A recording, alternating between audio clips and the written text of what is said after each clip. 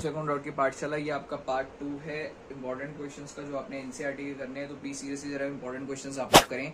आपको कह रहे हैं फुल एनसीईआरटी में एपी एक्सरसाइज 5.2 के साथ question number 9, if the third and the ninth term of an AP are इतना न इतना, which term of the AP is 0।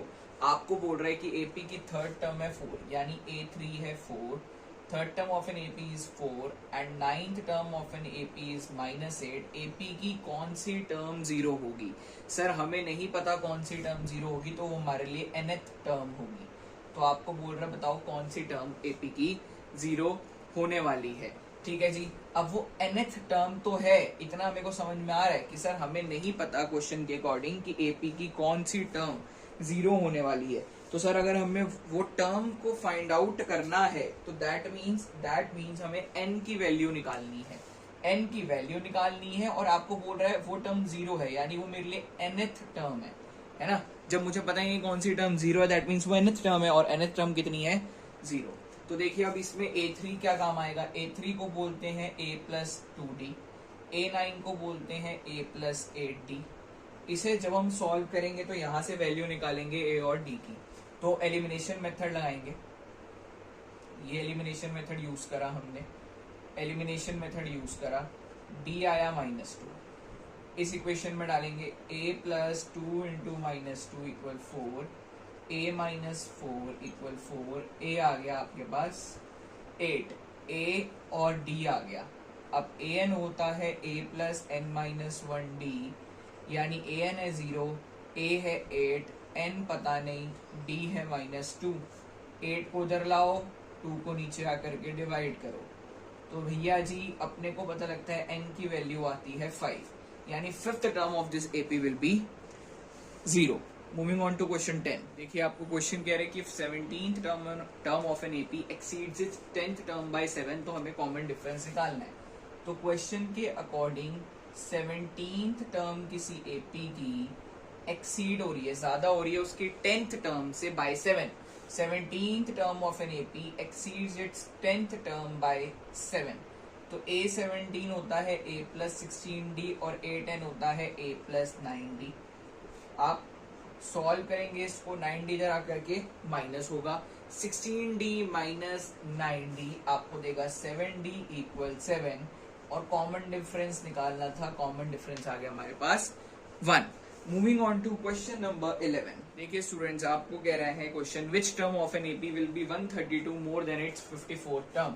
हमें नहीं पता कौन सी टर्म, तो nth टर्म। सर कौन सी टर्म एपी की 132 ज्यादा है उसकी 54th टर्म से? n होता है A+n-1D, A54 होता है A+53D प्लस 132। हमें तो सर n फाइंड आउट करना है और वैल्यूज को आपने डालते जाना है, बस कुछ काम नहीं है भैया जी। अपने ने बस क्या करना है, वैल्यूज डालनी है। 3 दोनों साइड है इसलिए मैंने काट डाला। 53 इंटू 12 करेंगे 636 आएगा, प्लस 132 करेंगे आपके पास आएगा 768 equal 12n-12, 12n equal to -12 उधर जाकर के हो जाएगा स्टूडेंट्स +12। और कहानी सर सिंपल सी है, अपने को क्या करना है, हमें n चाहिए, तो हम क्या करते हैं इसको 12 से डिवाइड कर देते हैं, तो आंसर आता है 65, यानी 65th टर्म की यहाँ पर आपसे बात की जा रही है। This was question number 11। Now moving on to question number 17। बच्चों मैं सिर्फ और सिर्फ इंपॉर्टेंट क्वेश्चंस करा रहा हूँ, repeating it again and again. I am just doing important questions जो आपको एनसीईआरटी से करने हैं। उसके बाद आपने किसी एक्स्ट्रा बुक पे जाना है। बोर्ड एग्जाम की तैयारी के लिए आपको ऐसे ही तैयारी करनी है, पहले एनसीईआरटी स्ट्रॉन्ग करनी है। तो स्ट्रॉन्ग करने के लिए हम सारे क्वेश्चंस तो नहीं कर सकते, लिमिटेड अप्रोच बट अच्छी अप्रोच, इंपॉर्टेंट अप्रोच। ठीक है जी। Moving on to question number 7। Students देखिए आपको कह रहे हैं find the 20th term from the last term. देखो 20th टर्म निकालनी है पीछे से, लास्ट से। तो देखो आपने लास्ट से बात करनी है, तो सर ऐसा करते हैं हम, लास्ट से पहली टर्म क्या है 253, तो that is your first term. देखो कॉमन डिफरेंस कैसे निकलेगा, आप पहली दो टर्म्स में कॉमन डिफरेंस, यहाँ कॉमन डिफरेंस निकालो। 8 - 3 आता है 5, साइन बदल दो, यानी कि -5 लेके चलेंगे। और 20th टर्म यानी A+19D, यानी 253 + 19 इंटू -5 करना पड़ेगा अगर आपने अपना आंसर बनाना है तो अब हम क्या करेंगे, 253 माइनस 95, इससे क्या आने वाला है अपने पास 820। तो 820 कितना आता है students, 158, and this is your answer. This is the 20th term from the last term. Now exercise 5.2 का लास्ट क्वेश्चन नंबर 18 करना है, जो वेरी इंपॉर्टेंट है जी। नेक्स्ट क्वेश्चन स्टूडेंट्स देखिए, आपको कह रहे थे sum of 4th and 8th term of an AP is 24 और sum of 6th and 10th term is 44. We need to find the first 3 terms. So देखिए, आपको कह रहे हैं 4th टर्म और 8th टर्म का जो सम है वो है हमारे पास 24। तो 4th टर्म यानी a plus 3d and 8th term मतलब a plus 7d इक्वल है 24। a plus 8 2a, 3d plus 7d 10d। ठीक है जी, 2 कॉमन लिया, a plus 5d equal 24। Guys a plus 5d आता है हमारे पास 12। देखिए, आपको इस वीडियो में वैल्यू प्रोवाइड कराई जा रही है, अच्छी चीज प्रोवाइड कराई जा रही है, आप ही का ही फायदा है। तो प्लीज वीडियो को लाइक करें, शेयर करें, सब्सक्राइब करें, दोस्तों को बताएं कि ये वीडियो देखें, सो दैट आप लोग अच्छा स्कोर करके क्लास 11th में जा सकें और मेहनत कर सकें। देखिए, अगर आप लोगों को पर्सनल मैं बोल रहा हूँ फ्री पर्सनल कोचिंग, देखो क्या है, आपको हर जगह पढ़ाया जाएगा, जैसे किसी भी तरीके से पढ़ा देते हैं। मैं आपको किसी भी तरीके से नहीं करा रहा स्पेशल। देखो, अभी भी वही वाली फील हमारे पास है जो मैं आपको बोर्ड पर पढ़ा रहा हूँ, मार्कर लेकर के पढ़ा रहा हूँ, आपको चीजें बता रहा हूँ। तो आपको क्या करना है, अगर आपको कहीं किसी पॉइंट पे लगता है कि सर हमें जरूरत है इंपॉर्टेंट क्वेश्चंस को दोबारा समझने की, कुछ सीखना है, तो आप मुझे डीएम कर सकते हैं, डीएम करके आप सीख सकते हैं। चलिए जी, आगे देखेंगे। आपको कह रहा है sum of 6th and 10th term is 44। 6th term और 10th टर्म का सम है हमारे पास 44। 6th टर्म मतलब a plus 5d, 10th term मतलब a plus 9d equal 44। a plus 8 2a, 9 5 14 equal 44। 2 common लिया, a plus 7d इक्वल 44 और a plus 7d हमारे पास आता है 22। अब हम इन दोनों इक्वेशंस को, इक्वेशन 1 और इक्वेशन 2 को सॉल्व करेंगे, जिससे a और d आएगा। सॉल्व कैसे करेंगे, एलिमिनेशन मेथड। एलिमिनेशन मेथड का इस्तेमाल करेंगे। देखें, minus minus minus, minus 2d is equal to 22 minus 12 minus 10 और d आ गया आपके पास 5। d 5 आया, a क्या आएगा, तो भैया वैल्यू पुट करो, a आएगा 12 माइनस 25, यानी 25 में से 12 ये गया माइनस 13। हमें पहली 3 टर्म्स निकालनी है sir. First term common difference जोड़ो, सेकंड टर्म कॉमन डिफरेंस जोड़ो, थर्ड टर्म। ये आपके पास आ गई first 3 terms of an AP. First 3 terms of an AP. अब हम चल रहे हैं एक्सरसाइज 5.3। देखिए, एक्सरसाइज 5.3 में कह रहे हैं, फर्स्ट क्वेश्चन नंबर 4 की बात कर रहे हैं। How many terms of an AP must be taken to give a sum of 636। A है आपके पास 9, कॉमन डिफरेंस है 17 माइनस 9, यानी कि आपके पास आया 8। कह रहे सर हाउ मेनी टर्म्स, यानी एन आपको क्या बताना है कि कितनी टर्म्स हम एपी की लें, must be taken to give a sum of 636। Sir कितनी टर्म्स एपी की ली जाएं ताकि आपके पास सम जो है वो 636 आए। सम क्या, सम जितनी भी टर्म्स उन सबका सम क्या है 636। तो देखो Sn का फॉर्मूला क्या होता है, n/2 2a plus n minus 1d। आपको सम बताया है 636, n पता नहीं है, a की वैल्यू 9 है, n फिर से नहीं पता और d की वैल्यू 8 है। 2 इधर आके मल्टीप्लाई, क्योंकि जो चीज यहाँ पे डिवाइड होती है दूसरी साइड जाकर के मल्टीप्लाई होती है। तो 636 इंटू 2 करा हमने, हमें मिला 1272 is equal to n। 18 plus 8n minus 8, यानी 1272 इक्वल 18, नहीं पहले हम सॉल्व करते हैं n। 18 माइनस 8 क्या होता है 10। ठीक है जी, तो 1272 equal 8n square plus 10n, यानी कि 8n square plus 10n minus 1272 equal 0। अब आप लोग क्या कर सकते हो, 2 कॉमन लें और जो 2 कॉमन लेंगे वहां जाके वो 0 हो जाएगा। तो बचेगा 4n square plus 5n minus 636 equal 0। आप लोगों ने स्प्लिटिंग द मिडल टर्म सुन रखा है, स्प्लिटिंग द मिडल टर्म सुन रखा है। तो जब हम इसकी स्प्लिटिंग द मिडिल टर्म करेंगे तो 53 एंड 48 के फैक्टर्स आएंगे, तो बना 4n² plus 53n minus 48n minus 636 equal 0। इसमें से और इसमें से हमने क्या करना है, कुछ कॉमन लेना है। सर इनमें कुछ कॉमन नहीं है तो n कॉमन, अंदर बचा 4n प्लस 53 और इसमें से क्या कॉमन है, 12 कॉमन, अंदर बचा 4n प्लस 53 इक्वल 0। तो या तो n माइनस 12 इक्वल 0 या फिर 4n प्लस 53 इक्वल 0। तो n आता है 12 और यहां से n आता है minus 53/4 which is not acceptable, तो n को हम लेंगे 12, यानी कि सर n की वैल्यू निकल करके आती है how many terms, so 12 terms का जो सम है that will be 636। Moving on to question number 7। चलिए देखिए स्टूडेंट्स, कह रहे हैं find the sum of first 22 terms of an AP in which D7, अब आपको D दे रखा है 7 एंड 22nd टर्म दे रखी है 149 और हमें निकालना है सम ऑफ फर्स्ट 22 टर्म्स यानी S22 निकालना है। A22 का मतलब होता है A प्लस 21D। A22 149 है, A पता नहीं 21 और D है 7। तो सॉल्व करेंगे, हमारे पास आएगा, आप देख सकते हैं A आता है 2, हमें चाहिए सर S22, तो n क्या है 22, n/2 2A plus n minus 1D। ठीक है जी, सॉल्व करेंगे 11 4 प्लस या 21, आई थिंक ये बनेगा हमारे पास 21 इंटू 7 करेंगे, हमारे पास आएगा 147 और 147 के अंदर हमने जोड़ा 4 आया 151 और करा इंटू 11, हमारे पास सम ऑफ फर्स्ट 22 टर्म्स आता है 1661। ये हमारा आंसर है। Now moving on to question number 9। चलिए देखिए स्टूडेंट्स, आपको कह रहे हैं sum of the first 7 terms of an AP is 14 and that of 17 terms is 289। हमें फर्स्ट n टर्म्स का सम निकालना है।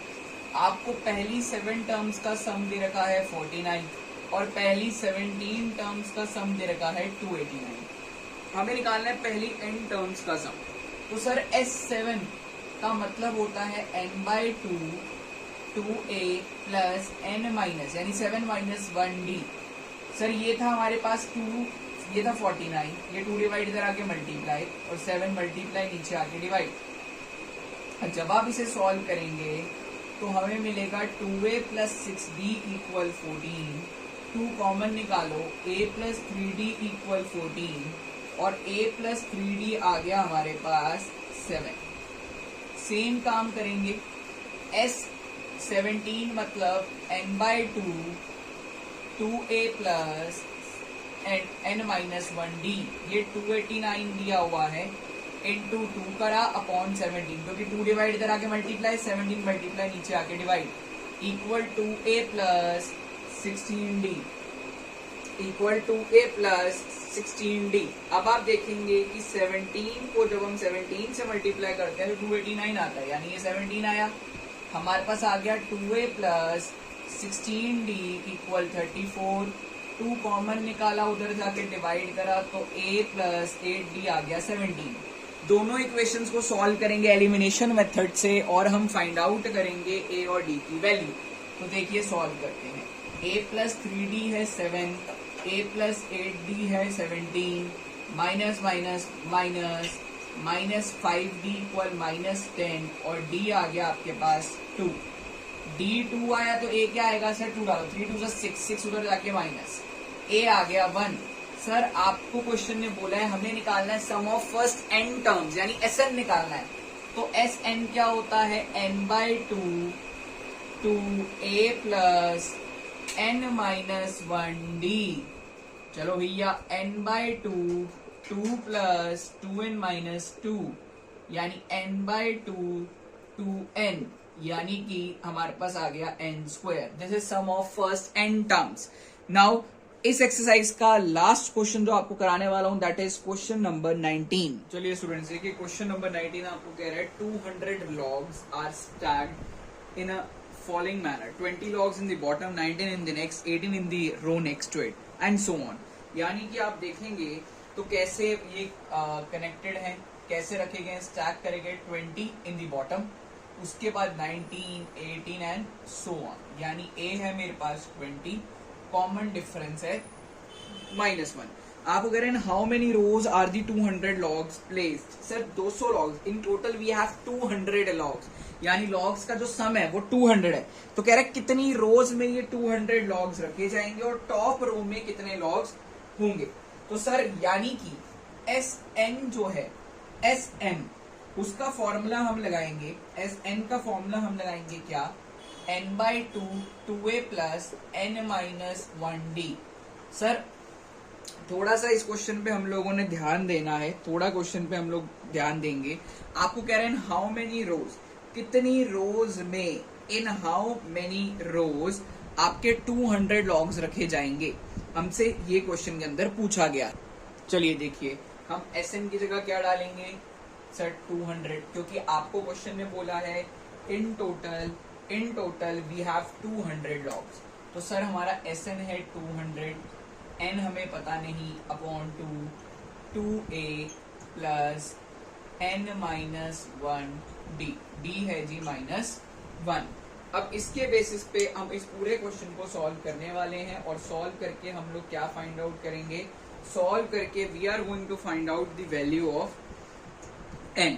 हम लोगों ने क्या करना है, n की वैल्यू फाइंड आउट करनी है। तो ये 2 डिवाइड इधर आके multiply, 400 equal to n 40 minus n plus 1, यानी 400 equal to n 41 minus n, यानी 400 is equal to 41n minus n square minus 41n plus 400 is equal to 0। इसकी क्या करनी है, हमने क्या करनी है जी, हम करेंगे इसके अंदर स्प्लिटिंग द मिडल टर्म, या आप डी मेथड कुछ भी लगाएं, आपको वैल्यूज जो मिलेंगी वो मिलेगी n equal to 25 and n equal to 16। n की वैल्यू मिली 25 और n की वैल्यू मिली 16। अब आपने कौन सी वैल्यू लेनी है, 25 या 16, ये कैसे डिसाइड करेंगे हम लोग।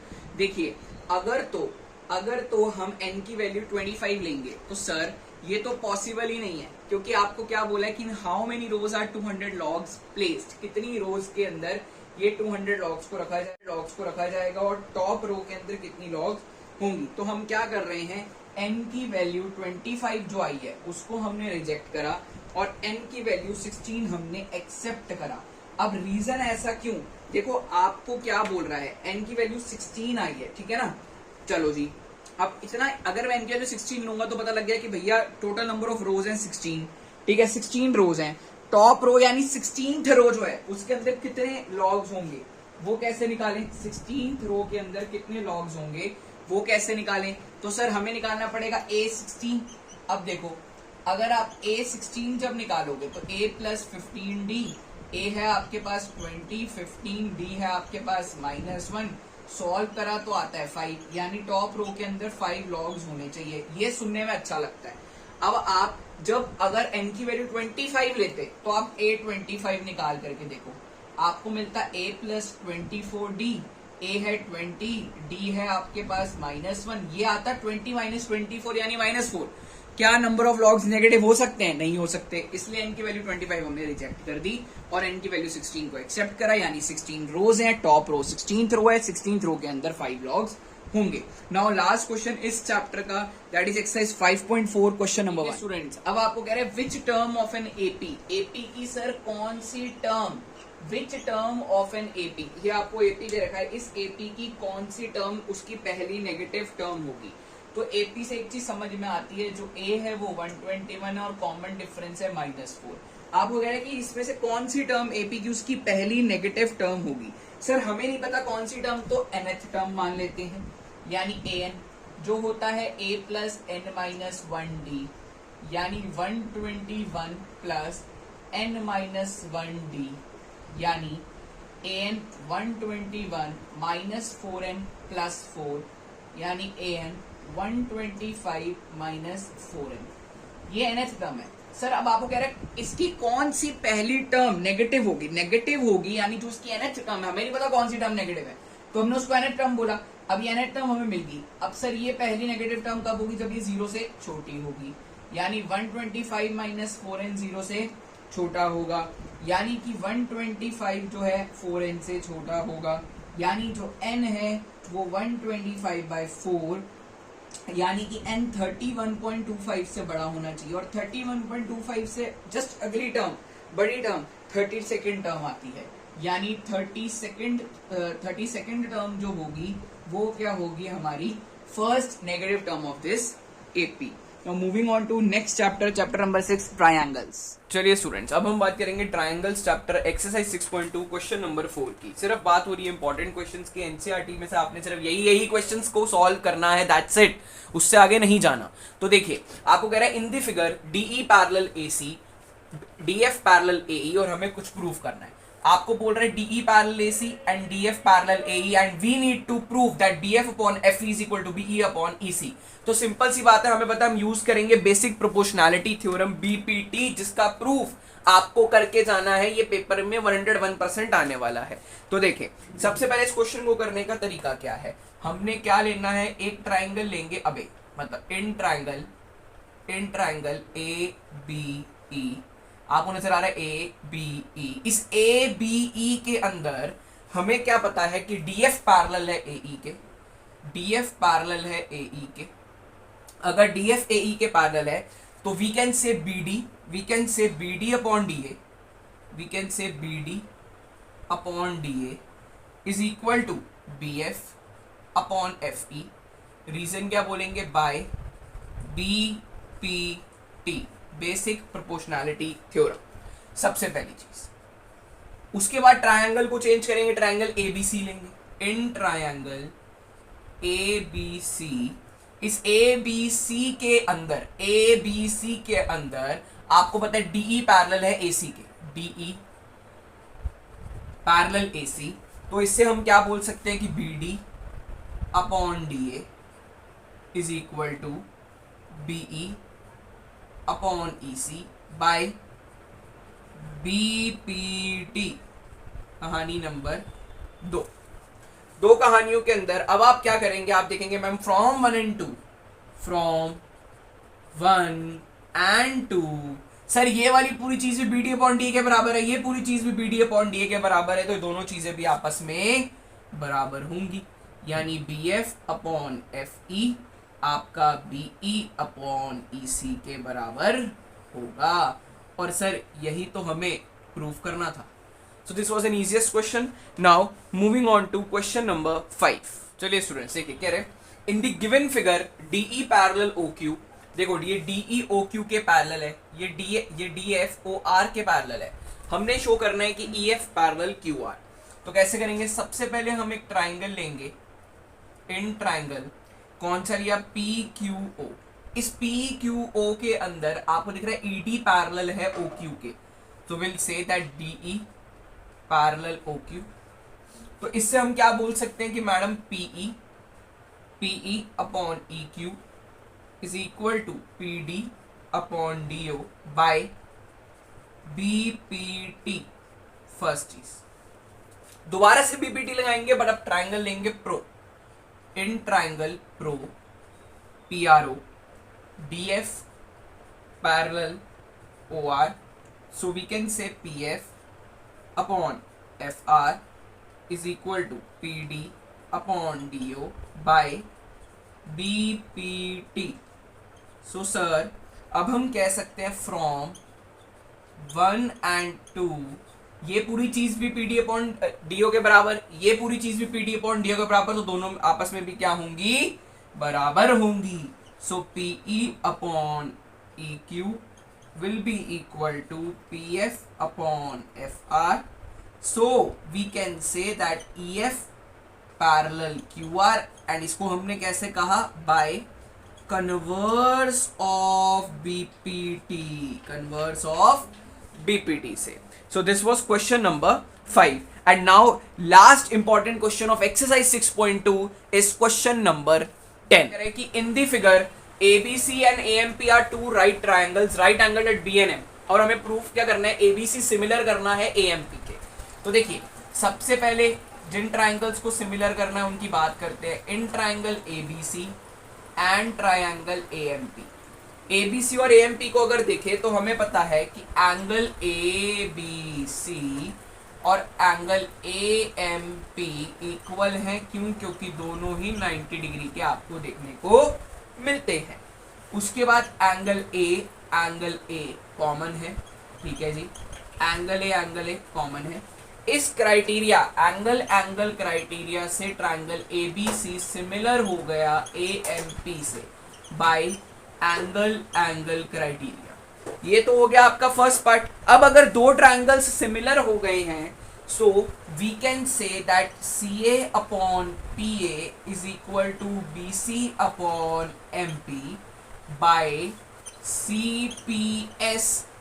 CPST मतलब corresponding parts of similar triangles. So this was question number 9, important question. ये स्टूडेंट्स देखिए, आपको कह रहे थे diagonals of a quadrilateral ABCD intersect each other at point O. तो देखिए अपने पास एक क्वाड्रिलेटरल है ABCD और इसके डायगोनल्स एक दूसरे को इंटरसेक्ट कर रहे हैं एट पॉइंट O.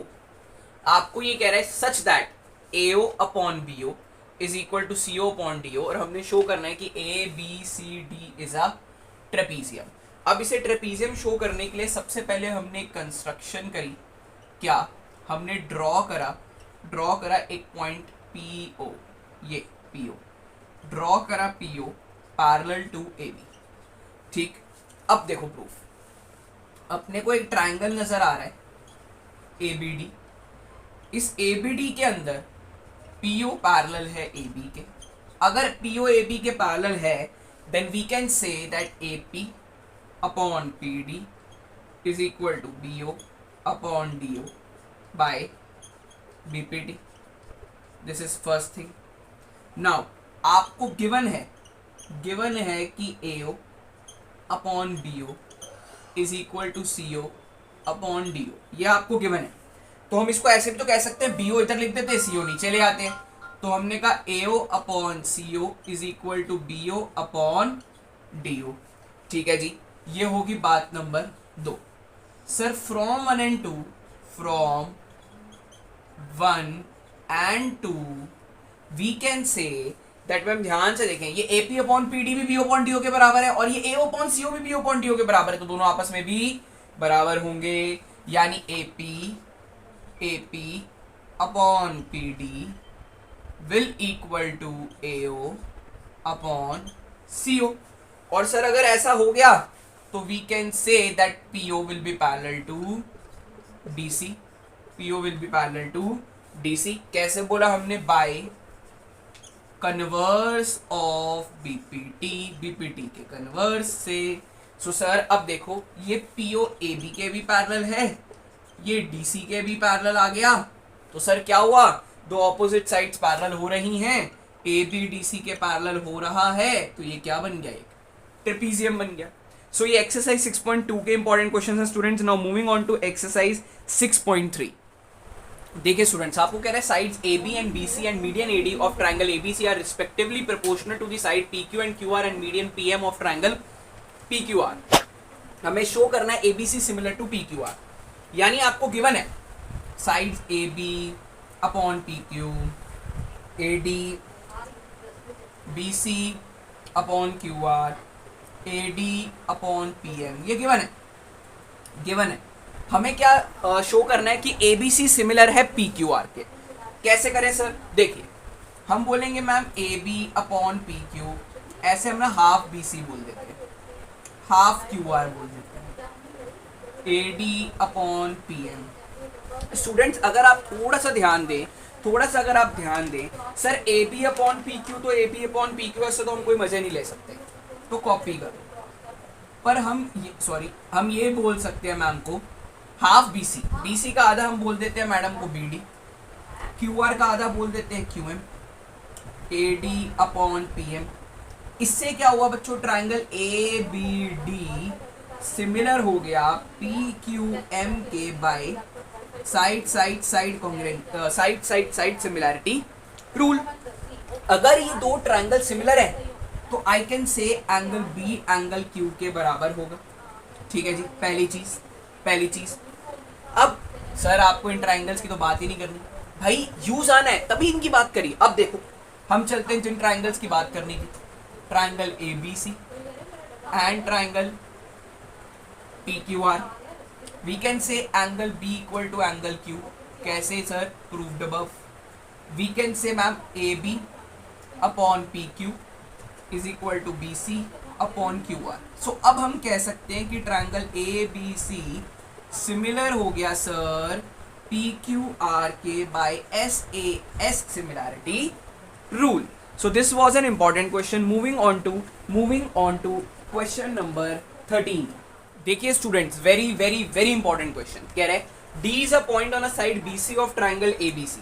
चलो जी, एक कोई ट्राइंगल है जिसका नाम है ABC, D कोई पॉइंट है साइड BC पे, such that ADC and BAC are equal. ठीक है जी, चलो मान लेते हैं। अब अपने को क्या करना है, हमें शो करना है, हमारे पास टू शो है CA square is equal to CB dot CD। Sir proof, very important question, बड़ा छोटा सा आंसर है बट इंपॉर्टेंट है।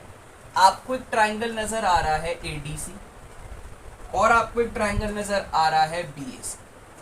सो ADC और BAC की अगर आप बात करते हैं, हम बोल सकते हैं ma'am angle ADC is equal angle BAC, ये तो सर गिवन है, and angle C equal to angle C common है।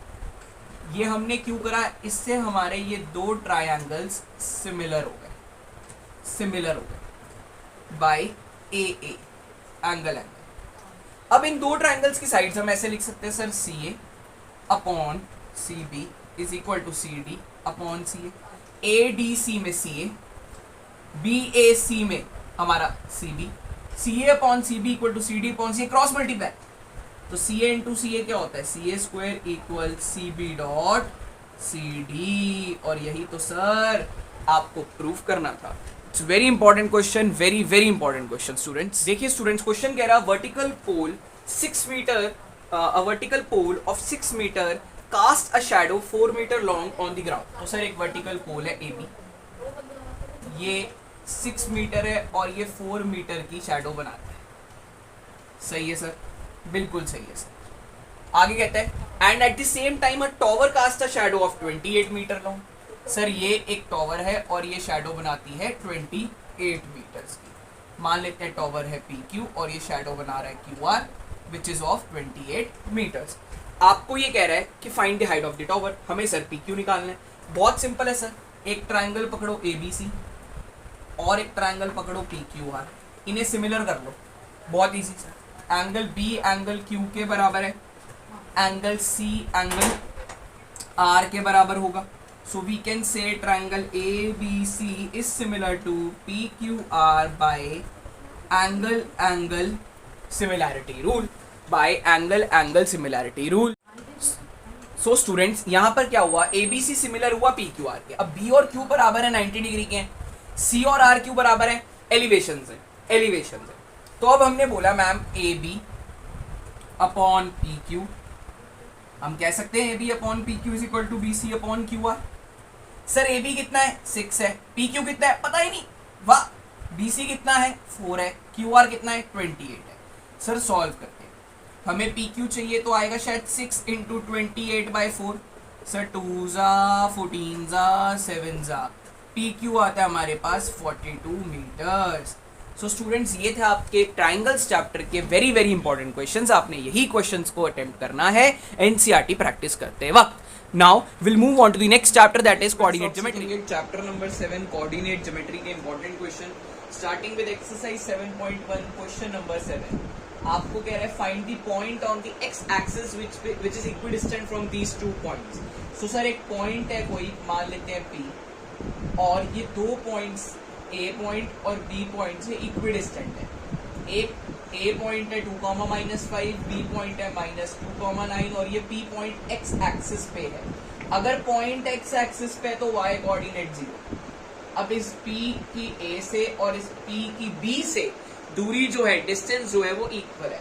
यानी क्वेश्चन के अकॉर्डिंग आपको बोला है PA डिस्टेंस PB डिस्टेंस के बराबर है। यानी sir distance formula for PA is equal to distance formula for PB। तो सर डिस्टेंस फॉर्मूला लगाएंगे, डिस्टेंस फॉर्मूला लगाएंगे x2 माइनस x1 का whole square plus y2 minus y1 का whole square, x2 minus x1 का whole square plus y2 minus y1 का whole square. Solve करेंगे sir, ये रहा x1 y1 x2 y2, x2 minus x1 का whole square plus y2 minus y1 का whole square. Similarly ये रहा x1 y1 x2 y2, x2 minus x1 का whole square plus y2 minus y1 का whole square. ठीक है जी, x1 y1 x2 y2, x1 y1 x2 y2। अब solve करने से पहले हम बोलेंगे मैम स्क्वेयरिंग बोथ साइड्स, ताकि दोनों के ऊपर से रूट का साइन गायब हो जाए, दोनों के ऊपर से रूट का साइन गायब हो जाए। कर दिया सर, यहाँ पर -2 माइनस एक्स का square plus 9 square, a minus B का whole square, a square plus B square minus 2ab, a square plus B square minus 2ab, -5 का स्क्वायर 25 होता है, फिर a square plus B square minus 2ab, 9 का square 81, x square खत्म, +4 खत्म। Sir ये -4x इधर आकर के -4x और -4x -4x -8x, +25 उधर जाकर के -25 तो 56, 8 7 56। तो सर वो पॉइंट P है -7, 0 जो कि इक्विडिस्टेंट है A और B से। Moving on to the next question, question number 8। देखिए स्टूडेंट्स, आपको क्वेश्चन ये कह रहा है कि we need to find the value of y for which the distance between the 2 points is 10 units. आपको पहले ही पॉइंट P और पॉइंट Q के बीच का जो डिस्टेंस है, ये डिस्टेंस ये आपको 10 यूनिट्स बोल दिया है क्वेश्चन। तो लगाना तो डिस्टेंस फॉर्मूला है और ये डिस्टेंस कितना आना चाहिए 10। लगाते हैं जी पी क्यू के अंदर। तो देखिए x1 y1 x2 y2, x2 minus x1 का whole square plus y2 minus y1 का whole square. Sir squaring both sides करेंगे ताकि स्क्वायर का साइन हट सके, स्क्वायर रूट का साइन हट सके, स्क्वायर रूट का साइन हट सके, और यहाँ 10 का स्क्वायर हो गया। अब यहाँ a square plus b square plus 2ab, 10 का square is 100, y square plus 6y, देखिए 64 प्लस 9 73, और 100 यहाँ करके माइनस हो गया तो बचा -27 इक्वल 0। आप स्प्लिटिंग द मिडिल टर्म करेंगे, 3 और 9 का फैक्टर आता है, 3 और 9 का फैक्टर आता है। स्प्लिटिंग द मिडिल टर्म करी, कॉमन y कॉमन बचा y प्लस 9, 3 कॉमन बचा y प्लस 9 इक्वल 0। तो y plus 9 and y minus 3 equal 0। यानी सर या तो y माइनस 9 होगा या तो y हमारा 3। सो ये हो गया आपका क्वेश्चन नंबर 8 खत्म। Moving on to exercise 7.2। चलिए स्टूडेंट्स देखिए क्वेश्चन नंबर 2 एक्सरसाइज 7.2 का आपको क्वेश्चन कह रहा है कि find the coordinates of the points of the transaction of the line segment joining 4, -1 and -2, -3। यानी कि क्वेश्चन आपसे ये डिमांड कर रहा है, आपको कह रहा है कि आप कोऑर्डिनेट्स निकालो उन पॉइंट के जो ट्राइसेक्ट कर रहे हैं। देखिए यहाँ पर मेरे पास एक लाइन है AB, A के कोऑर्डिनेट है 4, 1 और B के हैं -2, 3, और ये लाइन सेगमेंट ट्राइसेक्ट हो रही है, यानी 3 टुकड़ों में टूट रही है। अगर यहाँ पर हम एक टुकड़ा ले लें P और यहाँ पे एक हम टुकड़ा ले लें Q, सर ये फर्स्ट पार्ट है, ये सेकंड पार्ट है और ये थर्ड पार्ट है। This is a case of trisection. तो सर अब हमें क्या करनी पड़ेगी बच्चों, इनकी रेशियोज लिखनी पड़ेंगी। रेशियोज सेक्शन फॉर्मूला हम यूज करने वाले हैं। देखिए अगर P पॉइंट आया तो उसने इस लाइन को किस रेशियो में डिवाइड करा, P के इधर एक पार्ट है और इधर 2 पार्ट। तो ratio is for P the ratio is 1:2। और अगर Q की बात करें, Q के इस साइड 2 पार्ट्स और उधर 1 है, तो रेशियो इज 2:1। तो अब हम P और Q कोऑर्डिनेट्स निकालेंगे इन रेशियोज का यूज करके। ये x1 है, ये y1 है, ये x2 है, ये y2 है। इस पॉइंट को x कॉमा वाई मान लेते हैं और इसको x dash comma y dash मान लेते हैं। तो चलिए students, P x comma y निकालते हैं। फॉर्मूला आपको पता है क्या होता है, m1 x2 m2 x1 upon m1 plus m2 comma m1 y2 m2 y1 upon m1 plus m2। तो लगा देते हैं सर फॉर्मूला, क्या दिक्कत है। m1 x2 पॉइंट p के लिए ये रहा m1 ये रहा m2, तो लगाया m1 x2 1 into minus 2 plus m2 ये रहा 2 m2 x1 2 4 जा 8 अपॉन m1 प्लस m2। फिर m1 y2 1 into minus 3 m2 y1 2 into minus 1 minus 2 upon m1 plus m2। तो आया 6/3 माइनस 5/3 और काट वाट के अपने को आंसर मिलता है 2 comma minus 5/3। This is point P। Similarly हम Q पॉइंट भी निकालेंगे, फॉर्मूला लगेगा सेम, बस फर्क ये है क्या, फॉर्मूला के अंदर m1 जो है वो 2 है, m1 ये रहा m2 ये रहा, तो m1 x2 2 into minus 2 m1 x2 m2 x1 m1 plus m2 m1 y2 m2 y1 m1 plus m2। तो ये पॉइंट क्या आ गया 0 कॉमा minus 7/3। So these are the point of intersection. चलिए स्टूडेंट्स देखिए आपको क्वेश्चन क्या कह रहा है, कह रहा है find the coordinates of point A where A B is a diameter of a circle who centre is इतना एंड बी इज इतना। यानी एक सर्कल है जहां पर ए बी जो है उस सर्कल का डायमीटर है, हमें कोऑर्डिनेट्स पॉइंट ए के बताने, अगर बी के 1,4 है और सेंटर 2,-3 है, तो हमें ये बताना। सर हम यूज करेंगे using mid point formula, mid point formula use करेंगे। मिड पॉइंट फॉर्मूला क्या कहता है, मिड पॉइंट फॉर्मूला बोलता है x1 plus x2/2 comma y1 plus y2/2। Mid point जो है, mid point will be equal to x1 plus x2/2 comma y1 plus y2/2। लगाएंगे sir, लगाएंगे इसको, ये रहा x1 y1 x2 y2, तो x1 y1 x2 y2, तो x1 plus x2/2 y1 plus y2/2। Sir comparison create करना सीखे, on comparing x वाले को x से कंपेयर करो, सॉल्व करो और आंसर लो।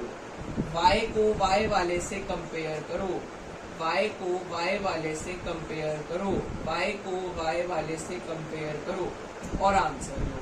तो सर पॉइंट ए क्या आ गया, पॉइंट ए आ गया 3,-10। So this is your point A. Now moving on to question number 8। देखिए स्टूडेंट्स, कह रहे हैं if A and B are, अगर कोई ए पॉइंट और कोई बी पॉइंट कुछ इस प्रकार है, ये ए है ये बी है, if A and B are respectively find the coordinates of P such that, कोई पी पॉइंट के कोऑर्डिनेट्स निकालने हैं, such that AP is equal to 3/7 AB। Sir ये जो AP है ये 3/7 है AB के, यानी पूरे AB का तीसरा हिस्सा है AP। अगर पूरे AB का तीसरा हिस्सा AP है तो बचा हुआ हिस्सा क्या होगा, 4th पार्ट होगा। 3:4 आपकी रेशो है। हमें ये पॉइंट निकालने हैं, कैसे निकालेंगे, सेक्शन फॉर्मूला यूज करेंगे, फॉर्मूला लगाएंगे, ये रहा x1 y1, ये रहा x2 y2, ये रहा m1, ये रहा m2, m1 x2 plus m2 x1 upon m1 plus m2, m1 y2 plus m2 y1, m2 y1 upon m1 plus m2। Solve कराया -2/7 -20/7 is your answer. Moving on to the last question of this chapter and it's an important question, question number 9। देखिए students, आपको कह रहा है find the coordinates of the point which divides the line segment. अब एक ए point है ये, एक बी पॉइंट है ये, और कह रहे इसको ना डिवाइड कर रहे हैं हम 4 पार्ट। तो यहाँ पर एक P आया होगा, एक Q आया होगा और एक R आया होगा, तभी देखो 4 पार्ट्स हुए, 4 पार्ट्स। अब P किस रेशो में डिवाइड कर रहा है सर? P के इधर एक हिस्सा है और उधर 3 हिस्से हैं, तो P के लिए रेशो 1:3। Q के सर इधर भी 2 हिस्से हैं, उधर भी 2 हिस्से हैं, यानी 2:2, जिसको मैं बोल सकता हूँ 1:1। R के लिए R के इधर 3 है, उधर 1 है, तो रेशो इज 3:1। अब ये सेम क्वेश्चन है, same ditto copy paste question जो मैंने आपको भी थोड़ी देर पहले कराया, इसका आंसर आप लोग मुझे निकाल करके कमेंट बॉक्स में लिख करके बताएंगे। Now moving on to the next chapter, जो कि है ट्रिग्नोमेट्री। बट स्टूडेंट्स, ट्रिग्नोमेट्री कि आपको यहाँ पर ना लिंक शो हो रहा होगा मेरी वीडियो का, आपको थंबनेल शो हो रहा होगा, ये वीडियो जाकर के आप देखें, ये आप प्लेलिस्ट पूरी देखें ट्रिग्नोमेट्री की। यहाँ पर ये क्वेश्चंस बहुत, जो मैं आपको यहाँ पर क्वेश्चंस बोल रहा हूँ, एक्सरसाइज 8.2 के एक्सरसाइज 8.4 का क्वेश्चन नंबर 5 पूरा एक्सप्लेन करा गया इस वीडियो में, हर एक पार्ट एक्सप्लेन करा गया धीरे धीरे, स्लोली। तो आपको जो स्क्रीन पर शो हो रहा है थंबनेल, आप जाएं, आप इस वाली वीडियो को ध्यान से देखें, इस वाली वीडियो को ध्यान से कहें, आपका पूरा ट्रिग्नोमेट्री क्लियर हो जाएगा, द टफेस्ट पार्ट जो होता है वो क्लियर हो जाएगा। Moving on to applications of trigonometry, chapter number 9। Students, chapter number 9, exercise 9.1, question number 5 आपको कह रहा है a kite is flying at a height of 60 metre above the ground, यानी सर 60 मीटर ऊंची एक काइट उड़ रही है। The string attached to the kite is tied to a point on the ground. यहाँ पर जो काइट से स्ट्रिंग अटैच है वो एक जमीन पे एक पॉइंट से कनेक्टेड है। Inclination of a string with ground is 60 degree, यानी एंगल ऑफ एलिवेशन बन रहा है 60 degree. This is string, okay, this is string. तो हमने कहा ma'am A point, B point, C point. अब हमें क्या फाइंड आउट करना है? लेंथ ऑफ स्ट्रिंग, यानी we need to find the value of AC। बहुत सारे सर इन ट्रायंगल ABC हम बोलेंगे मैम साइन 60, क्यों? क्योंकि 60 सामने P है और H, क्योंकि आपने पढ़ा है sine 60, sine is P by H, perpendicular by hypotenuse, so this is √3/2, 60 upon AC। हमें सर AC चाहिए, तो इट्स 60 into 2 अपॉन √3, यानी into √3 by √3, यानी कि सर ये आपके पास नीचे बनेगा 3, आपके पास आएगा 60 into 2 into √3/3, 3 into 20, तो आंसर आया हमारे पास 40√3 metres. This is the length of the string. देखिए स्टूडेंट्स, आपको कह रहा है 1.5 metre tall boy standing at some distance from a 30 metre tall building, यानी सर अपने पास एक कहानी क्लियर है कि एक 30 मीटर टॉल बिल्डिंग है, एक 30 मीटर टॉल बिल्डिंग है और दूर एक 1.5 मीटर का बॉय खड़ा है, 1.5 मीटर टॉल बॉय खड़ा है और ये 30 मीटर की बिल्डिंग है, ठीक है। The angle of elevation from his eyes to the top increases from 30 to 60 degree, यानी सर ये अपनी आंखों से जब बिल्डिंग को देख रहा था, पहले एंगल ऑफ एलिवेशन 30 था, जैसे जैसे वो बिल्डिंग की तरफ वॉक करता है एंगल ऑफ एलिवेशन बढ़ करके 60 हो जाता है, ये 60 हो जाता है, सही। आपको ये बताना है कि इसने कितना डिस्टेंस वॉक करा है, कितना ये आगे बढ़ करके आया है। तो हमने यहाँ से इसको ज्वाइन करा, इसे पकड़ा था, ज्वाइन करा, तो let's suppose this is point D, this is point E, this is F and this is G and this is B। Sir वो तो F से G तक चल कर आया, यानी हमें क्या फाइंड आउट करना है? Value of FG। कैसे निकालें सर वैल्यू ऑफ FG? अब कहानी ये है सबसे बड़ी, उसके लिए सबसे पहले हमने एक ट्राइंगल लिया जिसका नाम है ABF, बड़े वाला, इसके अंदर 30 डिग्री एंगल है, हमने tan 30 का इस्तेमाल करा और बोला कि AB/BF, tan 30 डाला, AB कितना है? 30 मीटर नहीं, अच्छा जी। अब आती है सर कहानी कि AB कितना है। सर अगर ये 1.5 है तो इतना पार्ट भी 1.5 होगा। सर इस पूरे 30 में से इतना 1.5 उड़ा दो तो ये बचा हुआ कितना आ गया? 28.5, विच इज AB। BF कितना है पता नहीं, यहाँ से मैंने BF की वैल्यू निकाली 28.5 मीटर्स, सही। इसके बाद हमने क्या निकाला है? Triangle ABG। In triangle ABG tan 60 is equal to वही 28.5 अपॉन BG, यानी √3 इक्वल 28.5 अपॉन BG, और यहां से सर BG आता है 28.5 अपॉन √3 मीटर्स। सर आपको क्या फाइंड आउट करना है? हमने तो ये बताने कितना डिस्टेंस मूव करके गया है, यानी F से G पॉइंट तक कितना वॉक करा है उसने, हमें ये बताना है। तो हम बोलेंगे मैम हमें निकालनी है वैल्यू GF की, तो आप BF में से BG उड़ा दो, यानी BF था 28.5 √3, इसमें से 28.5 अपॉन √3 उड़ा दो, यानी 28.5 कॉमन लो, √3 माइनस 1 अपॉन √3 लिखो, यानी 28.5 इंटू √3 होता है 3, 3 माइनस 1 होता है 2, 2 अपॉन √3 लिखो, इसको √3 से रैशनलाइज करो, यानी 28.5 इंटू 2 इंटू √3/3। ठीक है जी। और जब आप इसे सॉल्व करेंगे आपको आंसर क्या मिलेगा? You will have 9 √3 metres is your answer to the given question. Okay जी, moving on to question number 8। देखिए स्टूडेंट्स, आपको क्वेश्चन क्या कह रहा है, ध्यान से समझेंगे।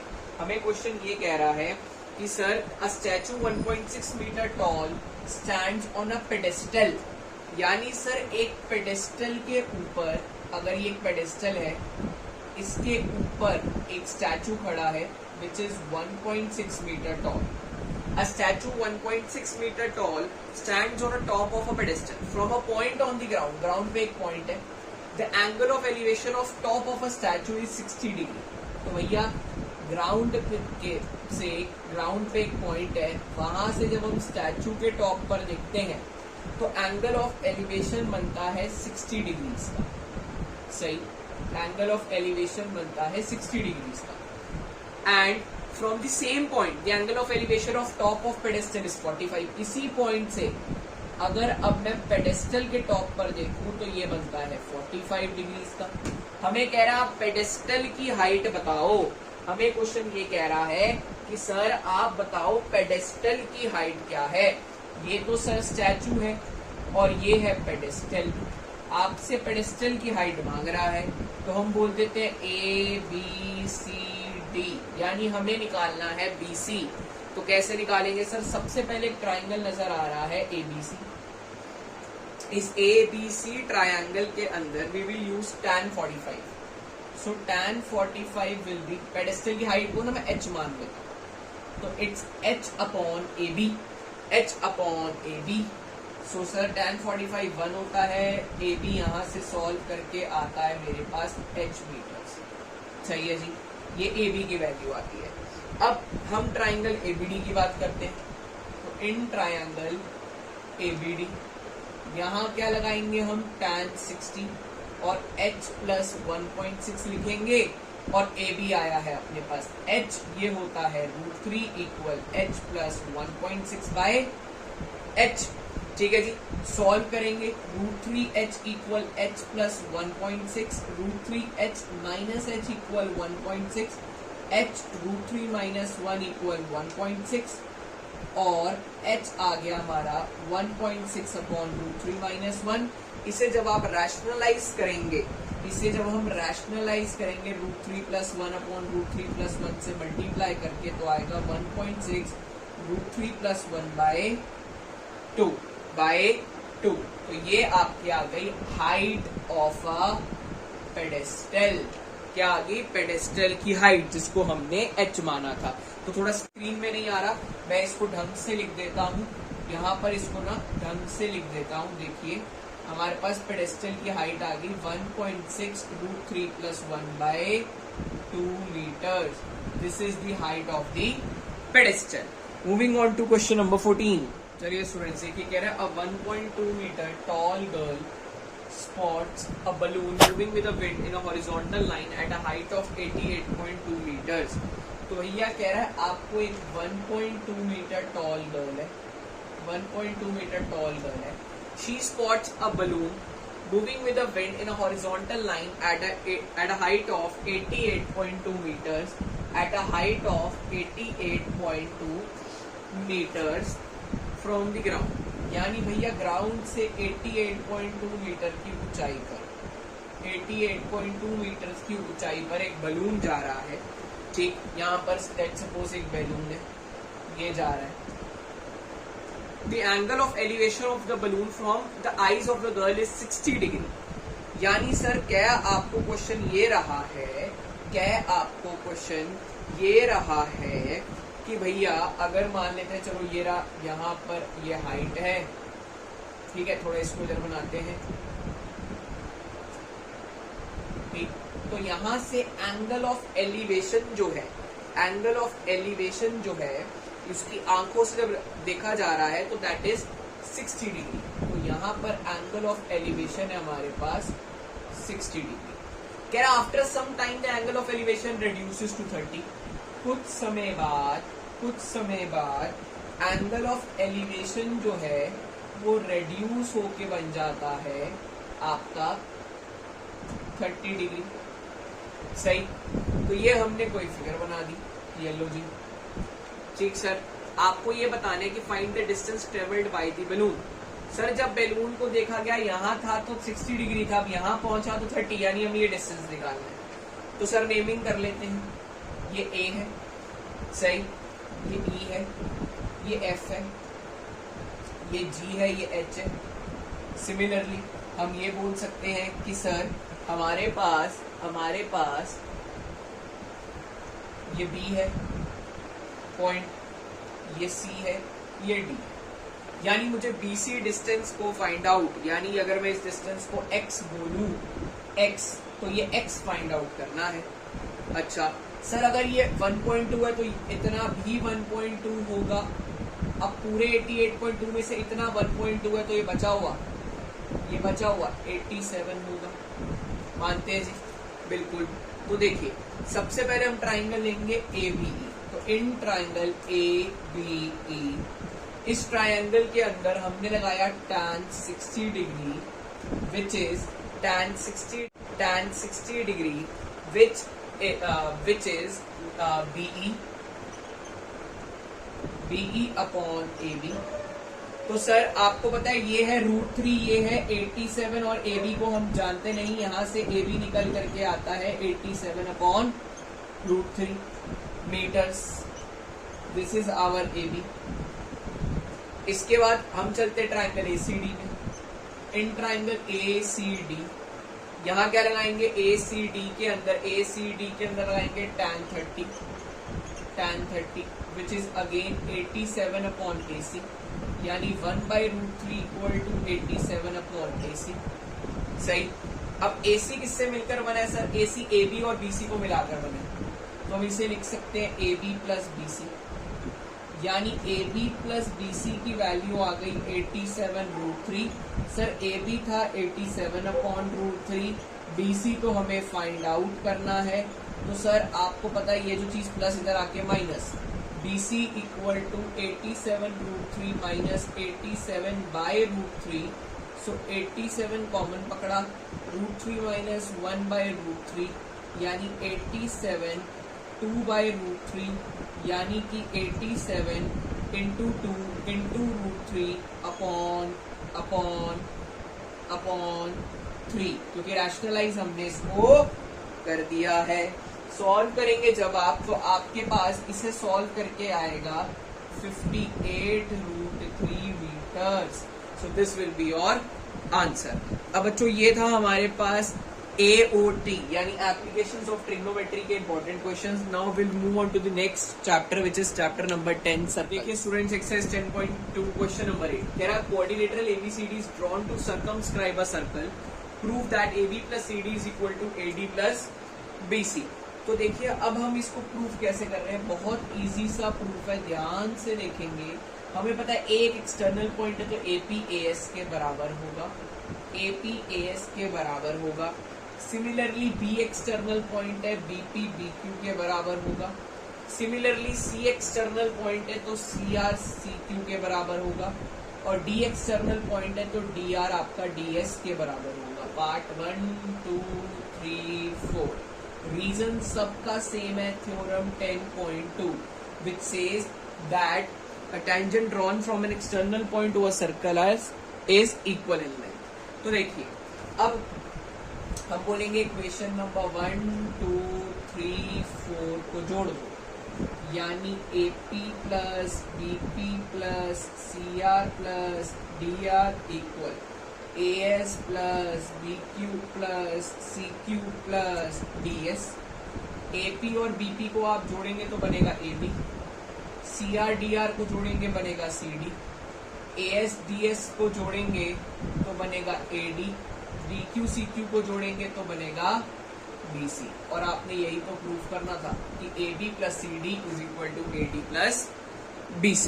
So this was an easy question. Moving on to question number 11 first. देखिए आपको क्वेश्चन कह रहे हैं 11 prove that parallelogram circumscribing a circle is a rhombus.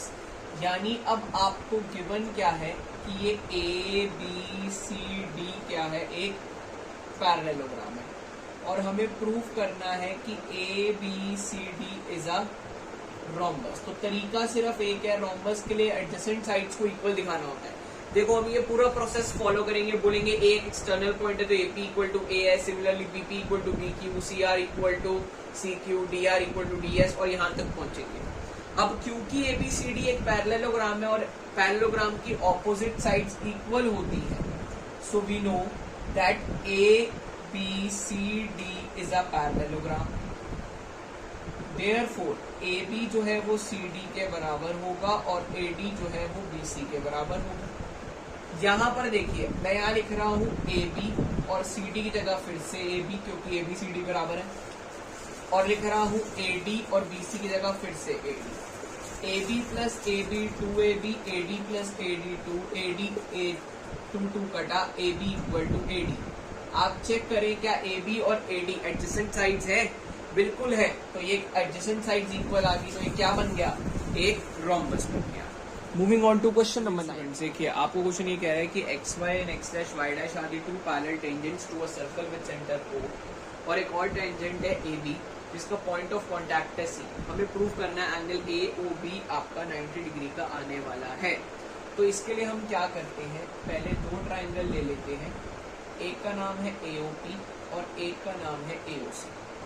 इन दो ट्राइंगल्स को हम लोग कॉन्ग्रेंट करते हैं। इन दो ट्राइंगल्स को कैसे करेंगे सर? OP OC के बराबर है, OP OC के बराबर है, कैसे बराबर है, equal radii. Then OA OA common है, देन हमें पता है AP AC के बराबर है, थ्योरम 10.2। जब तीन चीजें हो जाती हैं तो आप ट्राइंगल कॉन्ग्रेंट बोल देते हो बाय SSS कॉन्ग्रेंसी रूल। और इन्हें कॉन्ग्रेंट बोलने से हमने बोला यहाँ कोई एंगल 1 और यहाँ कोई एंगल 2 जो है वो इक्वल हो गया बाय CPCT। सही।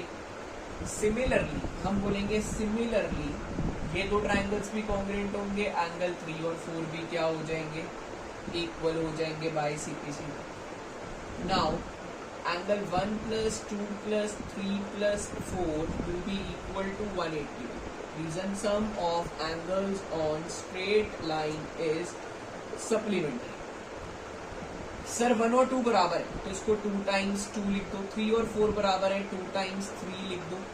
सर दोनों में से 2 बाहर, 2 प्लस 3 इक्वल 180। तो एंगल 2 प्लस एंगल 3 आ गया 90 और 2 और 3 का सम क्या है, angle AOB which is 90 degree. यही तो आपको प्रूव करना था। अब स्टूडेंट्स इस चैप्टर का मैं एक और इम्पोर्टेंट क्वेश्चन करा रहा हूँ, उसके अलावा 3 और क्वेश्चन। अगर आप इम्पोर्टेंट क्वेश्चन जानना चाहते हो तो कमेंट करें और हमारे इंस्टाग्राम पे आकर के DM करें, आपको 3 क्वेश्चन बता दिए जाएंगे। तो अब हम जा रहे हैं क्वेश्चन नंबर लास्ट क्वेश्चन पे, विच इज एन इम्पोर्टेंट। देखिए स्टूडेंट्स आपको क्वेश्चन कह रहे हैं prove that the opposite sides of a quadrilateral circumscribing a circle subtend supplementary angles eight the centre. तो क्या करना है सर, आपको क्वेश्चन के अंदर एक क्वाड्रिलेटरल है, ये देखिए ये बनाया हमने और इसके अंदर एक सर्कल कह रहे हैं। सही। आपको कह रहा है prove that opposite sides of a quadrilateral circumscribing a circle subtend supplementary angles eight the centre. Sir centre की बात हो रही है, जैसे जोड़ दो। सही।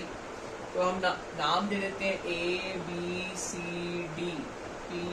PQRS और एंगल्स की भी नेमिंग कर देते हैं 1 2 3 4 5 6 7 8। अब क्वेश्चन के अकॉर्डिंग आपको गिवन है और आपने प्रूफ क्या करना है, आपने प्रूव करना है टू प्रूव है आपके पास कि angle let's suppose this is point O, तो आपने प्रूव करना है AOB प्लस COD जो है वो 180 डिग्री होगा। AOB प्लस COD 180 होगा। तो कैसे करेंगे प्रूफ? देखिए पहले तो हमने एक ट्राइंगल लिया AOP और AOS। तो in triangle AOP and triangle AOP और AOS इन्हें कॉन्ग्रेंट करना है। तो AP इक्वल टू AS पहली चीज बोल सकते हैं, AP equal AS theorem 10.2। Next बोल सकते हैं OA equal to OA common. Next बोल सकते हैं OS इक्वल टू ऐसे OP इक्वल OS रेडियाई। जैसे ही तीन चीजें हो गई, ट्रायंगल AOP कॉन्ग्रेंट हो गया ट्रायंगल AOS के बाय साइड कॉन्ग्रेंसी रूल, और हम बोल पाए कि एंगल 1 एंगल 8 के बराबर है बाय CPCT। सिमिलरली इसी तरीके से एंगल 2 3 के 4 5 के 6 7 के बराबर होगा। ठीक है जी, हमें पता लग गया 2 3 के 4 5 के 6 7 के बराबर होगा। अब क्या कर सकते हैं हम लोग क्वेश्चन को सॉल्व करने के लिए? हमारे पास लास्ट ऑप्शन इज, हम लोग बोलेंगे ma'am angles at a point 360 degree होता है, यानी angle 1 plus 2 plus 3 plus 4 plus 5 plus 6 plus 7 plus 8 जो है वो होगा 360 डिग्री। मैम हमें जरूरत है ये AOB यानी 1 2 की और COD यानी 5 6 की। तो 1 2 और 5 6 का कैसे काम करें? सर अपने को 1 की जरूरत है, 2 की जरूरत है, पर 3 की जरूरत नहीं, तो हम 2 लिख सकते हैं।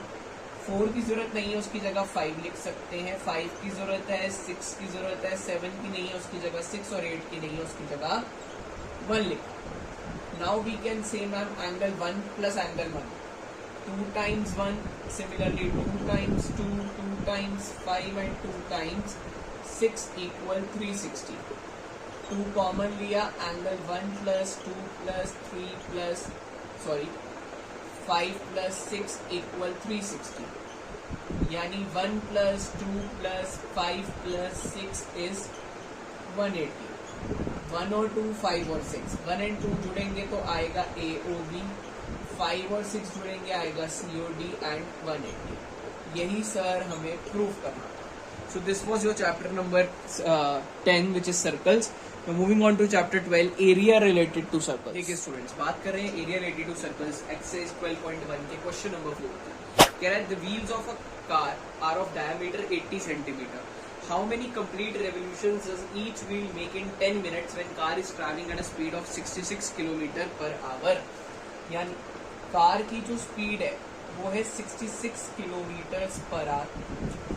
आपको बोल रहा है कितनी रेवोल्यूशंस लेगा 10 मिनट के अंदर, 10 मिनट्स में। ठीक, अब हमने क्या बोला है, 10 मिनट्स को जब हम आवर्स में बदलते हैं तो ये 1/6 आवर्स आता है। सही।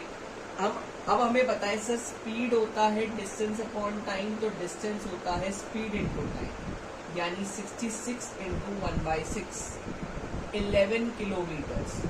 11 किलोमीटर्स को जब हम सेंटीमीटर में बदलेंगे तो हमें लिखना है 1 2 3 4 5 इतना सेंटीमीटर। सर आपने डिस्टेंस क्यों निकाला? डिस्टेंस इसलिए निकाला कि अगर मुझे नंबर ऑफ रेवोल्यूशंस को फाइंड आउट करना है तो मैम नंबर ऑफ रेवोल्यूशंस निकालने का तरीका क्या है? आपके पास अगर टोटल डिस्टेंस है और उसको आप टोटल डिस्टेंस को आप distance in covered in 1 revolution से डिवाइड कर दो तो नंबर ऑफ रेवोल्यूशंस आ जाएंगी। ये रहा टोटल डिस्टेंस। सर एक रेवोल्यूशन में सर्कुलर टायर अपने सरकमफेरेंस जितनी यानी 2 पाई आर जितनी डिस्टेंस कवर करेगा। आप जब इसे सॉल्व करेंगे तो आपके पास आंसर आएगा 4375, यानी 4375 रेवोल्यूशंस वो टायर लेता है। देखिए स्टूडेंट्स, आपको क्वेश्चन ये कह रहा है the length of a minute hand of a clock is 14 centimetre. Find the area swept by minute hand in 5 minutes. देखिए आपको पता है एक मिनट हैंड जो है वो 60 मिनट्स में 360 डिग्री घूमता है, 60 मिनट्स में 360 डिग्री घूमता है।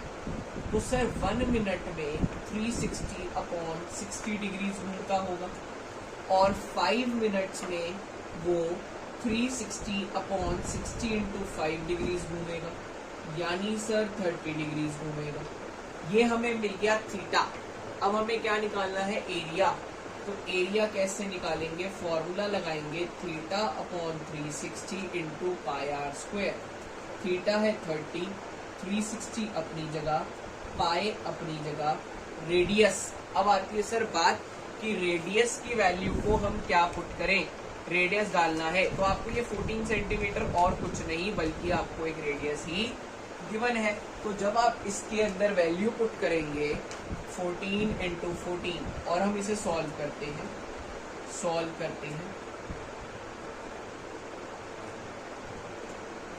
तो आंसर आता है 154/3 centimetre square. So this will be the area. Moving on to the next question. Students, question आपको कह रहा है a chord of a circle of radius 10 centimetre subtends a right angle at the centre. यानी कि question के according आपको ये कहा जा रहा है, क्वेश्चन के अकॉर्डिंग अगर नोटिस किया जाए तो आपको ये कह रहा है कि sir a chord of a circle of radius 10 centimetre. Sir एक सर्कल है, उसकी कॉर्ड जिसका रेडियस सर 10 सेंटीमीटर है, उसकी कॉर्ड सबटेंड करती है right angle at the centre. हमें निकालना है area of corresponding minor and the major segment. तो हम इसको ए ओ बी और यहाँ पर पॉइंट पी ले लेते हैं। हमें निकालना है माइनर सेगमेंट। तो माइनर सेगमेंट कौन सी होगी, माइनर सेगमेंट निकालने का अपने पास क्या तरीका होगा कि हम सर इस सेक्टर में से इस ट्राइंगल को हटा देंगे तो हमारे पास ये माइनर सेगमेंट आ जाएगी। तो सर देखते हैं कैसे करेंगे। हम बोलेंगे ma'am area of minor segment is equal to area of sector minus area of triangle. Sector का area theta by 360 into pi are square और रेक्टेंगल का half into base into height. आप जब इसे सॉल्व वगैरह कर लेंगे तो आपको आपका आंसर मिल जाएगा। ये first part. Second, area of major sector. अब भैया मेजर सेक्टर का कैसे करें, सिंपल है सर, सर्कल के एरिया ऑफ सर्कल में से area of minor sector minus segment minus कर दो।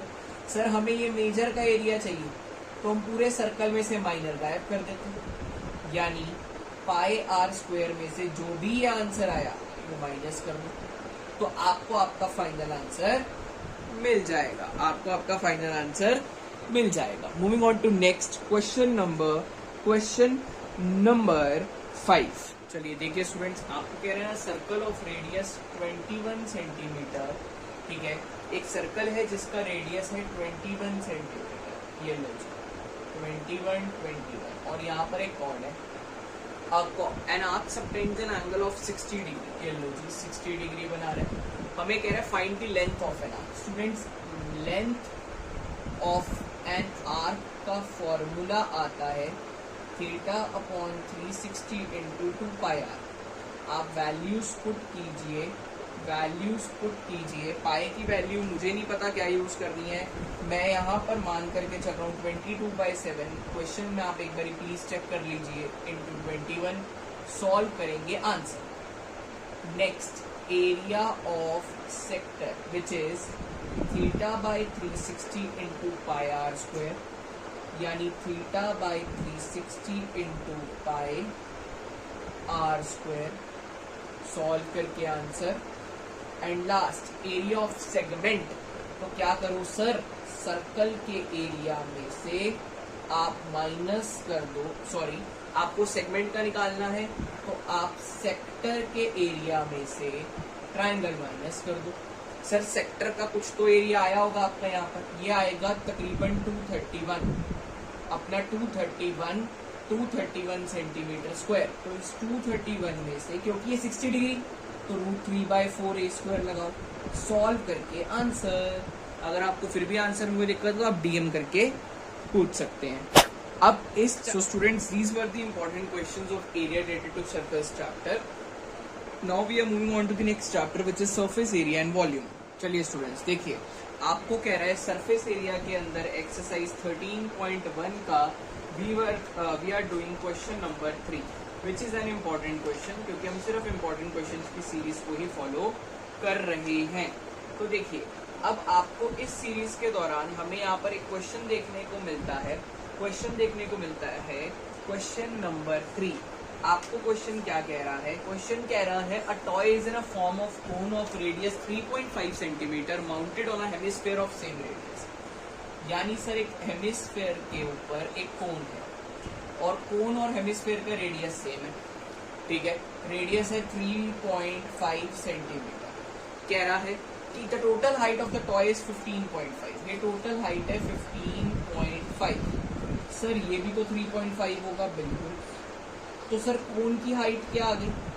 पूरा 15.5 में से कोन की हाइट क्या आएगी? 15.5 में से हम 3.5 माइनस करेंगे, ये आ गई कोन की हाइट। सही सर, हमें टीएस से निकालना है। तो बहुत आसान है सर, अगर आप टीएस से निकालना चाहते हैं इस टॉय का तो हम क्या करेंगे? वी विल बी डूइंग, हम सी एस से of cone plus C S से ऑफ हेमिस्फीयर करेंगे, यानी pi R L plus 2 pi are square. Radius और पाई सेम होने के कारण बाहर ये आया। सर अब एल की वैल्यू कहाँ से लाएं? आपने सीखा है L square equal R square plus H square. So L equal to under the root R square plus H square. ये रहा आर स्क्वायर, ये रहा एच स्क्वायर। इसे आप सॉल्व करेंगे तो आपको मिलेगा √156.25 विच इज अप्रोक्सीमेटली 12.5। बस वैल्यूज डाल दी जाएंगी। वैल्यूज डालेंगे pi R L plus 2r। Solve करके आपको आंसर मिलेगा सेंटीमीटर स्क्वायर्स में। Moving on to question number 7। Students, आपको क्वेश्चन क्या कह रहा है? आपको क्वेश्चन ये बोल रहा है कि सर अ टेंट, आपको टेंट की बात कर रहा है। A tent is in a shape of a cylinder surmounted by a conical top. तो सर हो क्या रहा है? एक सिलेंडर है which is surmounted by a conical top. Further आपको ये कह रहा है कि if height and diameter of a cylindrical part are 2.1 and 4 metre. Height है सर 2.1, डायमीटर 4 है तो रेडियस 2। स्लांट हाइट आपको दे रखी, स्लांट हाइट की अगर आपसे वो बात कर रहा है, स्लांट हाइट 2.8 मीटर गिवन है। हमें निकालना है एरिया। एरिया कैसे निकलेगा? सर सिंपल, सी एस से of cylinder plus C S से ऑफ कोन। सिलेंडर का सी एस से क्या होता है? सी एस से ऑफ सिलेंडर, सिलेंडर का सी एस से क्या होता है? 2 पाई आर एच, और कोन का होता है पाई आर एल। सर कुछ भी कर लो, पाई और आर तो सेम, तो बचा 2h plus L. Values put करनी है, pi R 2h 2h plus L. Solve करेंगे स्टूडेंट्स, आपको आंसर आपका मिल जाएगा।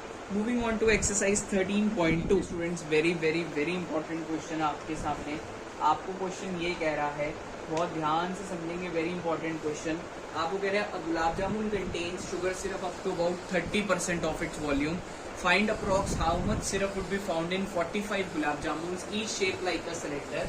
हर गुलाब जामुन एक सिलेंडर की शेप में है विद 2 हेमिस्फेरिकल एंड्स।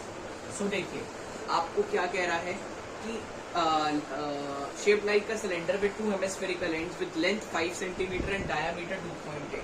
अगर डायमीटर 2.8 तो रेडियस 1.4, ठीक है। रेडियस 1.4 और पूरे की लेंथ है आपके पास 5, जिसमें से सर ये है 1.4, ये है 1.4, यानी ये बचा हुआ क्या होगा सर? 1.4 2.8 माइनस करेंगे तो 2.2। आप वगैरह बताओ, एक गुलाब जामुन के अंदर ना भाई 30% सिरप होता है। एक गुलाब जामुन के अंदर उसकी वॉल्यूम का 30% सिरप उसके अंदर होता है। आप बताओ 45 गुलाब जामुन के अंदर कितना सिरप होगा? तो सर सिंपल सी बात है, अगर मुझे एक गुलाब जामुन की वॉल्यूम पता लग जाए और मैं 45 गुलाब जामुन की वॉल्यूम निकाल सकूं और फिर 30% करके मैं आंसर निकाल सकता हूं, क्योंकि सर अपने को क्या है, अपने को अगर ये पता लग जाए कि एक गुलाब जामुन के अंदर कितना सिरप है तो मैं 45 गुलाब जामुन की बात कर लूंगा।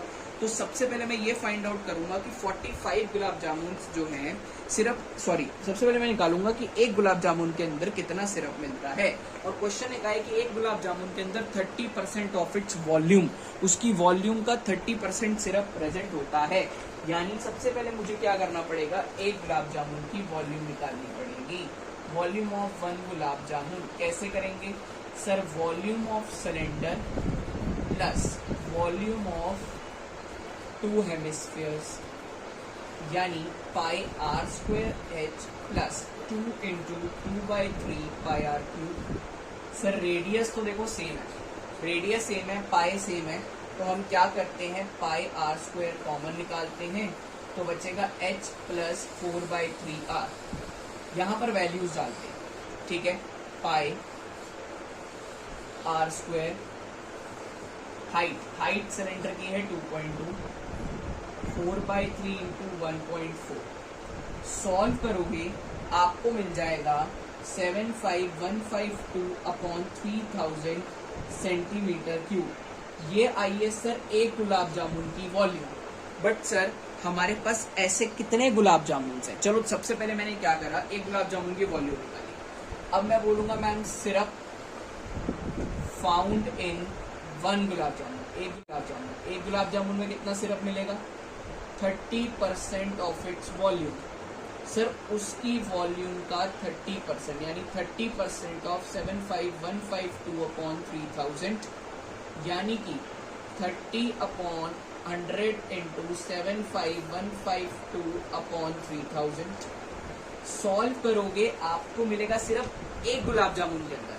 और अगर यही मैंने निकालना हो सिर्फ फाउंड इन 45 गुलाब जामुन, तो मैं इस वैल्यू को 30 अपॉन 100 इंटू 75152 अपॉन 3000 को 45 से मल्टीप्लाई कर दूंगा और अपना आंसर लेकर के आ जाऊंगा।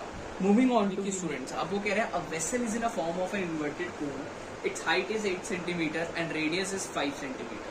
It is filled with water and when lead shots, each of which is a sphere of radius 0.5 centimeter, are dropped in a vessel, 1/4 of water flows out. Simple सी बात, एक वेसल है इन्वर्टेड उल्टे कोन की form में, जिसकी height यानी आपको कोन की हाइट 8 सेंटीमीटर और रेडियस 5 सेंटीमीटर गिरता है. अब ये पानी से भरा है, इसके अंदर मैं लेड शॉट्स छोड़ता हूँ और हर एक लेड शॉट स्फेयर की फॉर्म की है जिसका रेडियस 0.5 सेंटीमीटर. जैसे ही एक लेड शॉट जाती है 1/4 पानी बाहर आता है. आप बताओ कितनी लेड शॉट्स आपने डाली होंगी. तो पहले तो मैं ये निकालता हूँ कि उस कोन के अंदर कितना पानी था, यानी वॉल्यूम ऑफ कोन जितना पानी होगा, यानी वॉल्यूम ऑफ कोन यानी 1/3 पाई आर स्क्वायर एच, यानी 1/3 पाई 5 इंटू 5 इंटू 8. ये निकालते हैं. जब आप इसे सॉल्व करोगे आपको मिलेगा 200 अपॉन 3 पाई सेंटीमीटर क्यूब. यानी उस कोन के अंदर इतना पानी था. अब मैं ये पता लगाता हूँ कि सर एक स्फेरिकल लेड शॉट का कितना वॉल्यूम था. ठीक है जी. तो अब मैं कहता हूँ कि स्फेरिकल लेड शॉट के अंदर कितना वॉल्यूम था.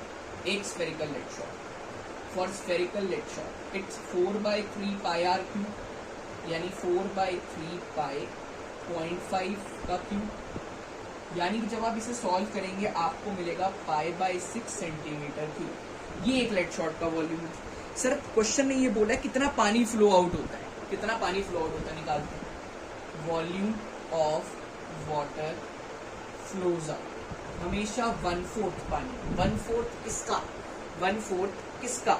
सर 1/4 किसका होगा. उस कोन पे 1/4 होगा जिस कोन के अंदर पानी भरा हुआ है. 1/4 तो वॉल्यूम ऑफ कोन होगा. यानी कि सर 1/4 आपसे पूछ रहा है किसका. 1/4 किसका होगा, वो जिस कोन की बात हो रही है उसी कोन का 1/4 होगा. यानी कि 1/4 ऑफ 200/3 पाई सेंटीमीटर क्यूब. सही है सर. यानी कि 50/3 पाई सेंटीमीटर क्यूब. मैं बोल देता हूँ let n number of lead shots be dropped into it. मान लेते हैं कि N number of lead shots उसके अंदर डाली गई थी। अब सिंपल सोबर सा कॉन्सेप्ट है, ध्यान से सुने।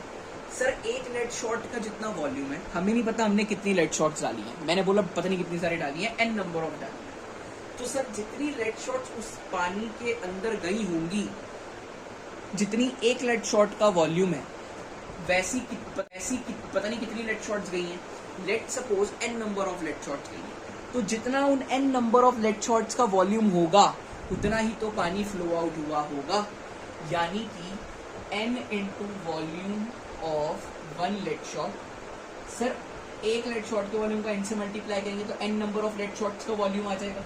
जितना उसका वॉल्यूम होगा उतना ही तो पानी बाहर आया होगा, उतना ही तो volume of water flow out होगा। यानी कि n इंटू एक लेट शॉट का वॉल्यूम कितना था, π/6, और कितना पानी बाहर आया अभी सॉल्व करें, 50/3 पाई कटा n की वैल्यू आती है 100, यानी 100 लेट शॉट्स उसके अंदर डाली गई होंगी। Now will be discuss about the last question. Students की लास्ट क्वेश्चन आपको क्या कह रहा है, कह रहा है a solid iron pool consist of a cylinder. एक आयरन पूल है जो कि सिलेंडर से बना है, जिसकी हाइट और डायमीटर आपको गिवन है, जिसके ऊपर एक और सिलेंडर लगा है, उसकी हाइट और रेडियस आपको गिवन है। हमने मास निकाला, तो देखिए पहले हम वॉल्यूम निकालेंगे। दो सिलेंडर, एक सिलेंडर के ऊपर एक दूसरा सिलेंडर, इस सिलेंडर के ऊपर दूसरा सिलेंडर। तो सबसे पहले मैं बात करता हूँ lower cylinder, for lower cylinder. उस लोअर सिलेंडर की आपको हाइट 220, आपको डायामीटर 24, यानी कि रेडियस 12 गिवन है। हम वॉल्यूम निकालेंगे। वॉल्यूम कैसे निकलेगा, πr²h। ठीक है जी, πr²h, पाई को पाई लिखते हैं r²h। सॉल्व करोगे जब आप, तो आपको मिलेगा 31680 पाई सेंटीमीटर। अब बात करता हूँ जो सिलेंडर ऊपर पड़ा है उसकी, उस सिलेंडर का रेडियस 8 है और हाइट 60 है। अब इसका भी वॉल्यूम निकाल लेते हैं, फिर वही πr²h, पाई 8² 60। आप इसे सॉल्व करेंगे, आपको मिलेगा 3840 पाई सेंटीमीटर क्यूब। मैं ऐसा करता हूँ पूरे आयरन पूल का वॉल्यूम देता हूँ, वॉल्यूम ऑफ आयरन पूल। तो सर ये दोनों सिलेंडर्स को मिला करके आयरन पूल बना, तो इनका वॉल्यूम भी इन दोनों को मिला के ही आना चाहिए। जब आप इसे सॉल्व करेंगे तो आपको मिलेगा ये 35520 पाई सेंटीमीटर क्यूब। सर अब क्या करें, अब तो सर पाई की वैल्यू डालनी पड़ेगी, अब तो ऑप्शन ही नहीं है। तो अब पाई की वैल्यू जब आप लोग पुट करेंगे 3.14 इंटू 3.14 करेंगे, आपको आंसर क्या मिलेगा, 111,532.8 सेंटीमीटर क्यूब। सर ये तो आपने वॉल्यूम निकाला है, हमें तो बोल रहा था मास निकालो। तो सर 1 सेंटीमीटर क्यूब का आपको मास 8 ग्राम दिया है, मास ऑफ 1 सेंटीमीटर क्यूब आपको 8 ग्राम दिया। हमारे पास कितने हैं, 11532.8 सेंटीमीटर क्यूब है। इनका क्या होगा, 11532.8 इंटू 8 होगा। यानी जब हम इसे सॉल्व करेंगे हमारे पास आएगा तकरीबन 89262.4 ग्राम्स, जिसको आप किताब के पीछे चेक करेंगे तो आपको दिया होगा 892.2624 किलोग्राम्स। सो स्टूडेंट्स, ये आपका यही क्वेश्चंस आपने एनसीईआरटी में से करना। अगर आपको दिक्कत आती तो आप हमें इंस्टाग्राम पे आकर के पूछ सकते हैं, कमेंट बॉक्स में भी लिख करके पूछ सकते हैं। सिर्फ और सिर्फ एनसीईआरटी जो आप इनिशियल पहले 2 दिनों में आपने एनसीईआरटी कंप्लीट करनी है, उसके बाद एक्स्ट्रा क्वेश्चंस पे जाना है। तो एनसीईआरटी कंप्लीट करने के लिए सबसे पहले आपने ये क्वेश्चंस को ही करना है। सारे चैप्टर्स के मैंने क्वेश्चंस कराए हैं, सिर्फ यही लिमिटेड क्वेश्चंस आपने करने हैं। और एडमिशंस हमारे पास ओपन है for new doubt clearing session, तो प्लीज़ आप रजिस्टर करें। Thank you students, bye bye.